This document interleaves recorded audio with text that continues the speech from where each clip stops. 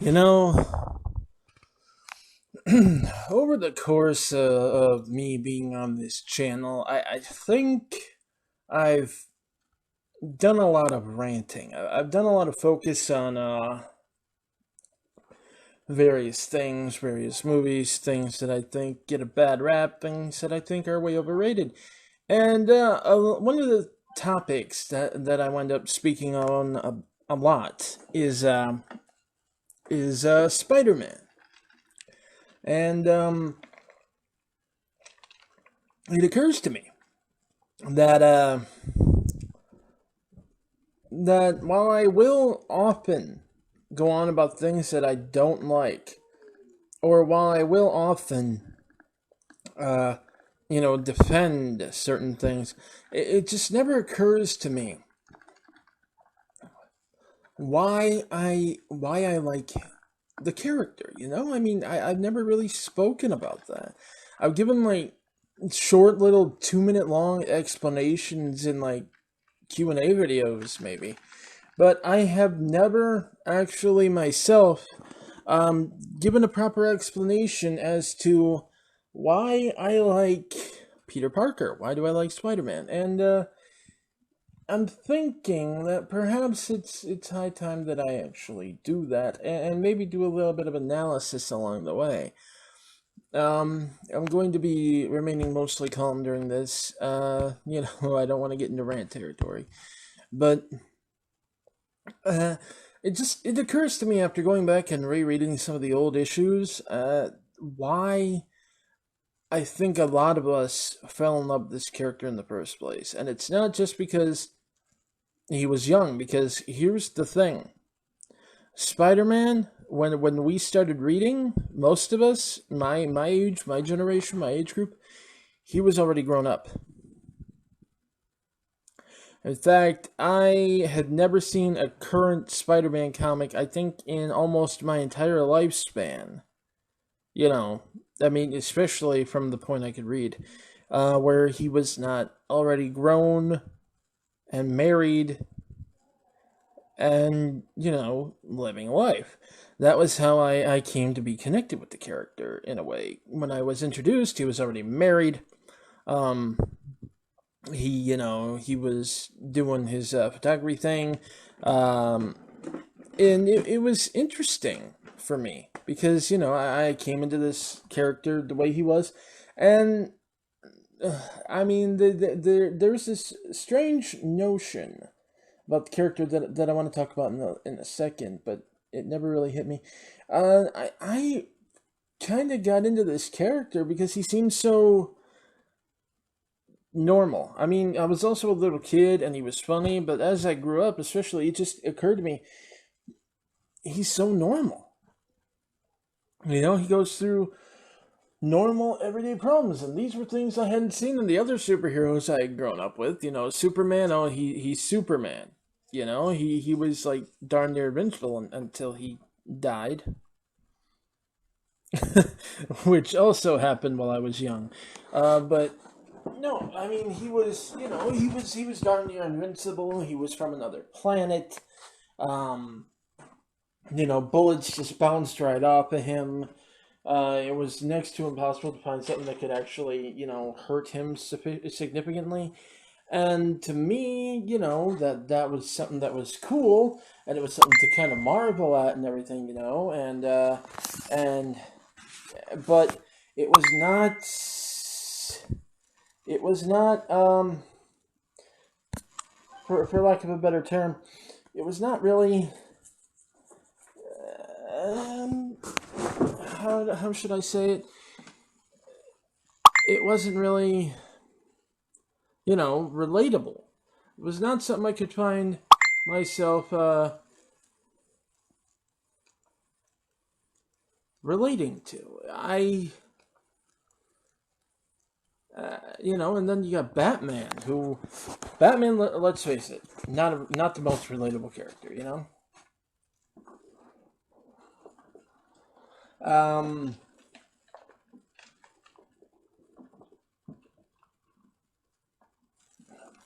I mean, he's rich. The superhero thing, by and large, it tends to make a character unrelatable. And I know people like say, "Oh, Batman's the most grounded superhero." He's not, and I'll tell you why. Somehow, by the age of 35, between the ages of 18 and 35, in fact, earlier, because then they established that he had been doing that for about X amount of years when the comics, quote unquote, pick up in the new continuity, the new mainline continuity, the post crisis continuity that was somehow not applicable to Batman, but Superman. I don't even know DC and their continuities. But, I mean, basically, Batman's always been a veteran. They had to kind of go back and show us his early years with year one and all that. So he was like in his, what was it? Like late 20s or something like that when he started. At any rate, he somehow in all that time got degrees in almost every scientific field known to man. Alright. Almost every scientific field known to man. He managed to, he inherited a multi-billion-dollar company. He learned literally every single style of martial arts on the planet at a mastery level. And even some not on this planet later on. But, I mean, think about that. This is something that takes a normal person their entire lifetime to fully master, or at least, years of dedicated training. And somehow he learns over 135 styles of martial arts, I believe, in only the span of, 10 years. That to me seems kind of... that's not grounded. I'm sorry. It's just not.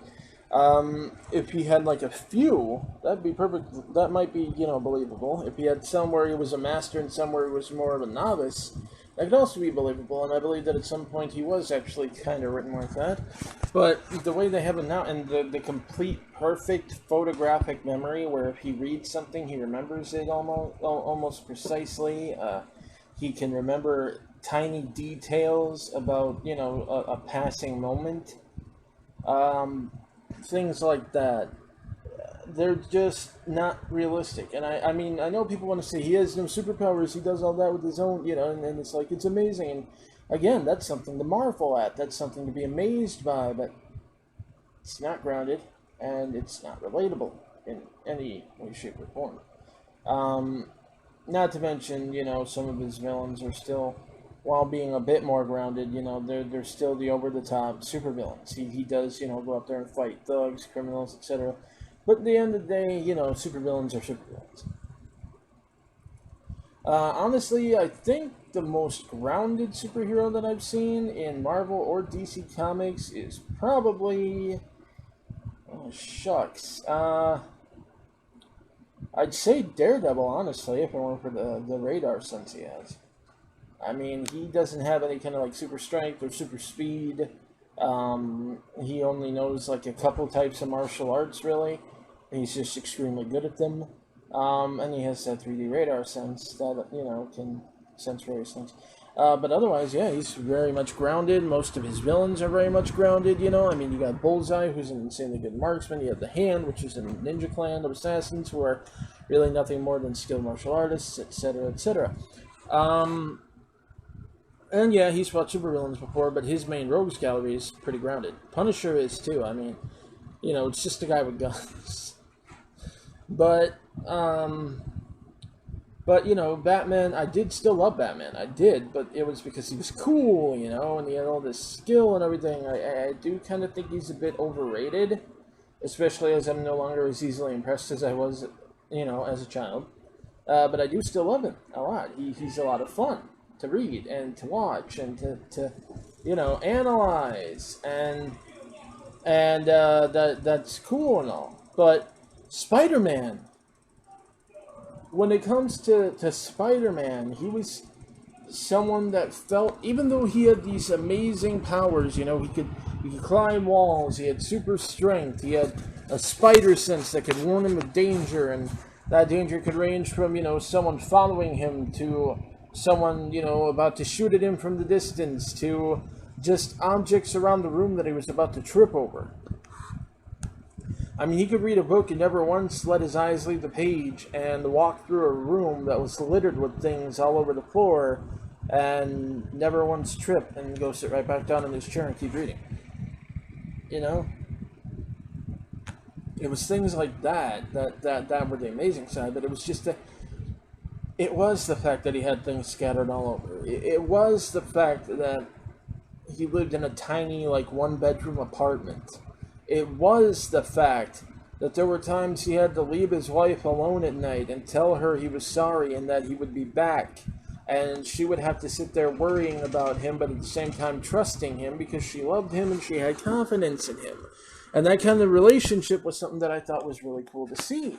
It felt real. It felt mature. It felt like these two had grown to trust each other. And when I go back and I read the early comics, especially when she first showed up, that to me is a pretty amazing reach. And reading how that developed was just astonishing. And just the way that even though he has a job that he doesn't really like, he still goes and does it to provide for his family. Things like that. You know, he struggles to pay his bills on time. He does have a bit of a hectic life because of that. It is high stress. You know, he doesn't have the leisure of having a cover for having to go all the way over here, you know, because, hey, I'm a journalist and I write about things, or, you know, he can fly right over there and then fly right back and nobody will even notice he was gone. He doesn't have the luxury of, you know, having billions of dollars and, you know, a certain lifestyle to fall back on and cover up for who he is and what he was. And, you know, and some of the fact that some of his, sometimes his secret would stay a secret just by pure, dumb, stupid luck. Or he'd tell a story that he'd think there's no way anyone's going to believe that, and then they'd buy it, and it'd just be like, you know, but at the same time, you know, he'd think that things are finally going my way, and then it's boom, sideswiped by, you know, it's like, it was amazing because real life can be like that sometimes.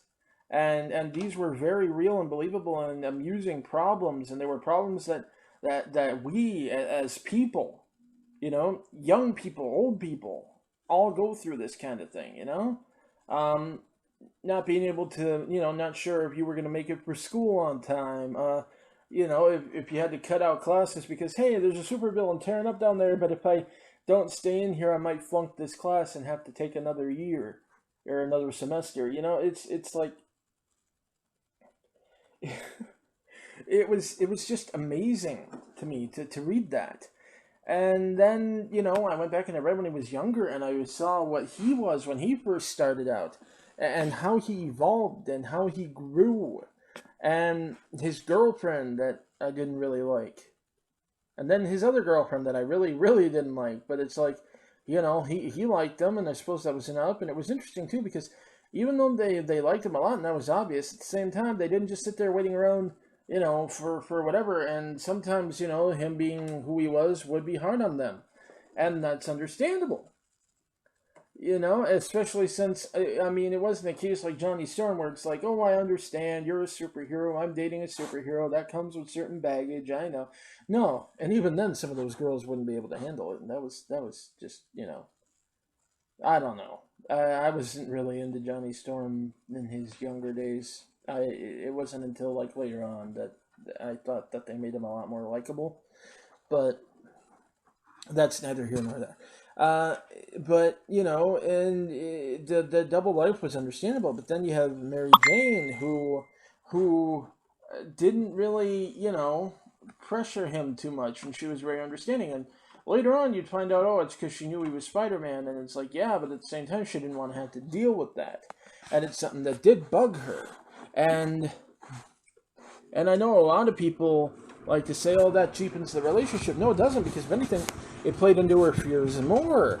And the fact that she was able to overcome those fears and decide that, you know, I'm a person who is very scared of committed relationships. I am a person who is very scared of all these different things. And you know, he has a job that's very dangerous, and that scares me too. And it's just, you know, the fact that there was all that, and the fact that she did reject him a few times and break up with him because of that. She got scared, she ran, and that is believable for her character arc. And the fact, though, that she was finally mature enough to sit down and realize that she was very much in love with that man and willing to put up with all that and go through all that for him. That really, I mean, and the fact that he understood that, she was afraid and didn't really blame her for anything, and the way that their relationship grew too, starting out as friends, and yeah, they did it a few times, but then, just friends, and then Gwen died, and she was actually there to comfort him, even after he tried to send her away, and she didn't push him, she didn't pressure him. I mean, she did give him the kick in the pants when, after a while, when he needed to get out more, but at the same time, she didn't, rush him before that, she let him grieve, and then she found herself mutually falling for the guy. And it's something that, it was a really interesting and very well, I think, fleshed out relationship, which is not something you often see in a comic book. And that's when it hits you. The real reason that Peter Parker is so appealing isn't just being relatable either. When you go back and you read his early days and everything, everyone talks about how, Spider-Man started in high school, he was all about that, half his stories are in high school. No, they're not. I don't know where this ridiculous notion that half of Peter Parker's stories are in high school comes from. He was in high school for all of, 28 issues? He graduated in issue 28, he was in college by 30, 31. Most of his stories happen after he left high school. The entire story of Peter Parker is not about him being young. It's not about him being a kid and dealing with this. It's not about him being a scared little boy and learning, about responsibility. No, he learns that very early on.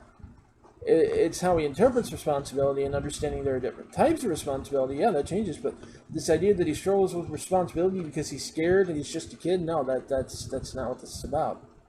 There's this weird notion that even at Marvel Comics themselves have said this, that Spider-Man is all about youth, being young, and all the things that come with that, the stress, the girl trouble, the boyish fantasy, and versus the harsher reality, and that's not what Spider-Man's about.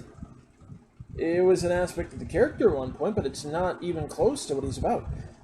Spider-Man is about growing up. And that's the key.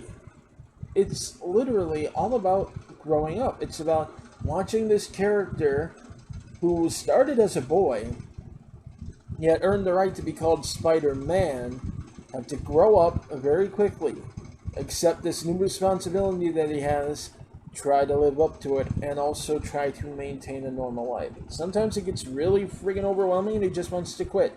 And that is something that is very relatable. That is something that everybody goes through. Sometimes life, work, school, all of it just gets so frustrating, and you just want to quit. And that would be a very childish thing to do. But no, you have to understand, you have a responsibility. You need to grow up, mature, and face it, and you will come out better for it. And that is something that Peter Parker always did. Whenever he faced adversity, even when he felt like quitting, he would man up. He would grow up. He would mature. He would face this problem, and he would come out on the other side better for it. And that, to me, is what has made this character so popular over the years, And it's just, when I look at what Marvel's doing now, they're taking that away from him. They already took that away from him. Because, again, they thought it had to be all about youth. It had to be about him being youthful. It had to be about him, dating all these different girls. But, aw, shucks, they dumped me. Oh, well, new girl. Just like something out of a 1960s teen comic. It's like they never wanted to leave the Stan Lee, Steve Ditko era. The Lee Ditko era was good, yeah, but at the same time, you don't halt the character's development there, because then they're forever undeveloped. And when you look at Peter Parker now, what is he? He's an underdeveloped man-child. He shies away from responsibility. He always wants to goof off, do something fun. He doesn't think things through all the way. He often goes off half-cocked.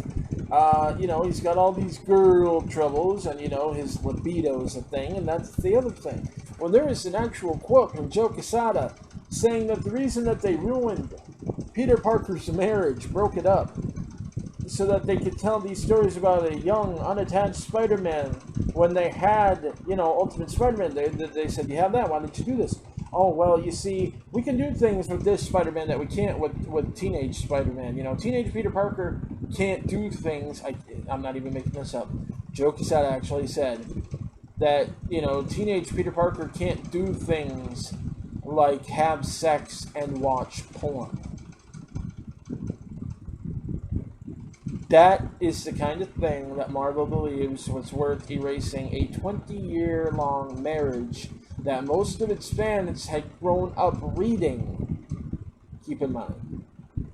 By the time, even now, the only kids who would have been born after One More Day, after that was no longer a factor, are only going to be 8 years old, and most of them are going to be watching the movies over reading the comics. And this idea that Mary Jane, and him, they were never meant to be because it goes against her character. Because, again, you are stuck in the Lee Ditko era. It's like you never read anything after that and you want to go back to that. You are ignoring the work of Jerry Conway. You are ignoring the work of Len Wein. You are ignoring the work of everybody who came after them. Tom DeFalco, Todd McFarlane, all that development in between, all of it gone, out the window, tossed. Why? Then you even have to go to try to say that everything stayed the same, it's just that they weren't married. Half the things that happened during that time period only happened because they were married, and and it's why you won't reference it. But now, he's stuck perennially young, so to speak. More like perennially immature because he's almost 30 and he's still acting this way. You have a 17, 18-year-old in the body of a 30-year-old.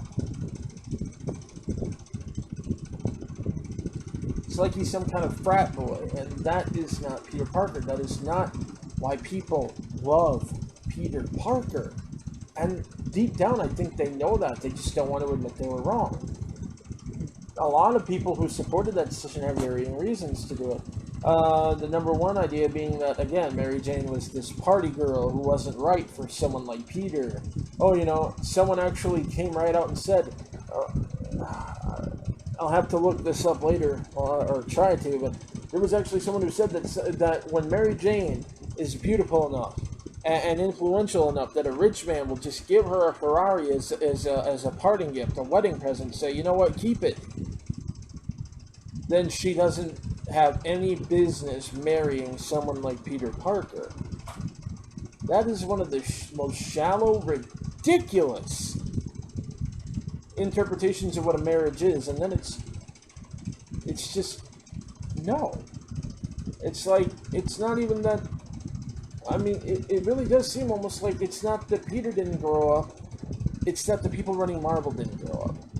The people running Marvel are stuck back in the 70s and the early 80s when they were kids reading comics. And I think that's part of the problem. They don't want Marvel to be what it should be progressively as a story or as a universe. I'm thinking that they want it to be what they remember. This to them is just one big nostalgia trip. It's why they're rehashing even a lot of the old story arcs, like Secret Wars, Civil War. They're even redoing Civil War already. They want past glory back. They want the stuff that they used to read back. They want the characters to be the way they were back when they were reading, and they seem to be actively pushing toward that. That is, the characters that they're not rewriting to be like the movies, even though they insist that they're not doing it, even though they then blatantly and openly... that's the thing. Axel Alonso says, we're not doing anything based on the movies, and it's kind of disingenuous to imply that, and I'm offended. And then Tom Brevoort comes out later and says, "Oh, we're making Iron Man our flagship character moving forward instead of Spider-Man because Robert Downey Jr." He openly said it. I mean, he just admitted, like 2 days after Axel Alonso said, "We're not doing anything just because of the movies." He says, "Oh, we're doing this because of the movies." This, by the way, ignoring the fact that Spider-Man still had a much, much, much higher merchandising market share than Iron Man, but, again, Robert Downey Jr. For some reason, they seem to think if they just push them more, they'll make more, and that's just not the case. But it seems to me that there's a fundamental misunderstanding as to why people loved Peter Parker and what Spider-Man is all about. And it really shows with these people who, again, still act like children. They go on these websites. They will go in a forum or on an article, and they will go in the comments, and they will start replying to people complaining, attacking them, attacking their interests, calling them idiots, fanboys, spoiled, entitled, telling them they don't really understand the character, and it's like, why are you acting this way? Why does everything have to be stuck in the past? Why do you have to try to recapture your youth through these characters? Why can't you just grow up with them like everybody else did? And sadly, until a lot of things change there, I don't think that's going to change. But, I mean, when you have Peter Parker now, a billionaire, with women on each arm, fancy suits, a spider suit full of technology at every turn, the Spider-Mobile is back, and it's actually being taken seriously. I mean, they made him into a hybrid of Iron Man and Batman. Let's be real. They actually changed Spider-Man to be more like Iron Man, like their new flagship character, because they think that'll help them sell, or something. Honestly, I think it's more because Dan Slott's having a midlife crisis and wants to live out his fantasy through Peter Parker. Meanwhile, with Mary Jane, we have her being trashed, portrayed as petty, selfish. Alternate universes have her like the Queen Bee with an itch. Like Spider-Gwen, there's no reason for her to be that hostile. There's not. Except to make Gwen look better by comparison, because that's, again, a product of the 70s. Gwen was just this perfect angel, and Mary Jane is this selfish party girl, and they need to drive that idea home. Then, to just, really rub salt in the wound, they hook her up with a firefighter, because, I can't be with you, Peter, because of your dangerous career, but I can be with this guy despite his.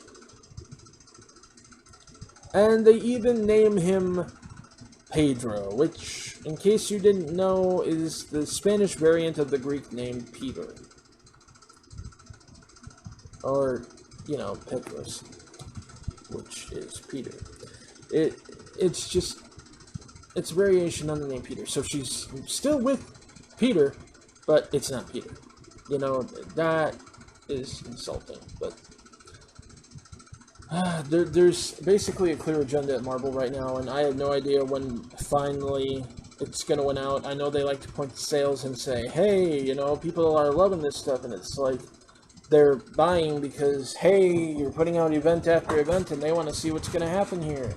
And then hardly anything happens, and it's getting to where people just don't care, and got to the point where you had to say, oh, hey, here's this event that we were really secretly leading up to this whole time, even though there really wasn't a whole lot of indication we were leading up to it anywhere outside of the Ultimate Universe, and we indicated we might destroy it.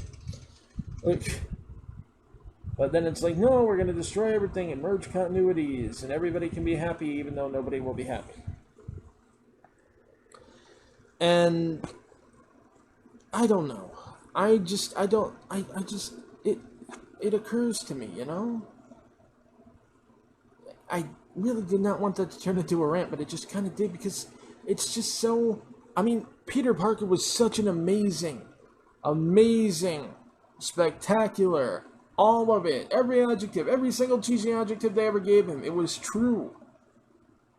He was so amazing and unique and awesome in comicdom because while everybody else seemed to be frozen in time,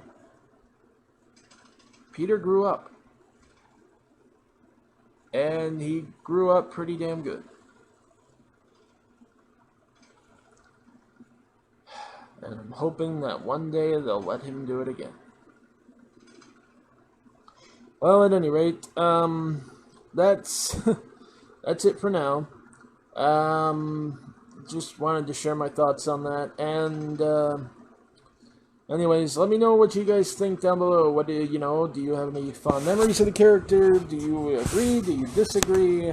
What got you into the character? Just, I kind of want to discuss this. I want this to be sort of positive this time, At any rate, that's it for now, and I will catch you guys later. See ya.